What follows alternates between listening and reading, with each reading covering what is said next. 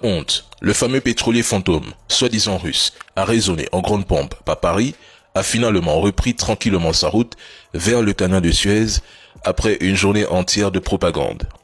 Tout ça pour ça. En réalité, le navire a été intercepté en eau neutre, sans la moindre base légale. Tout le monde le sait.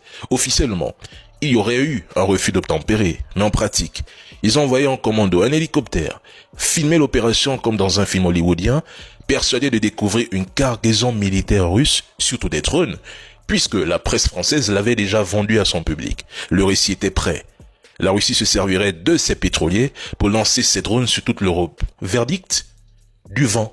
Simplement de la piraterie. En 24 heures, la machine à propagande s'est emballée.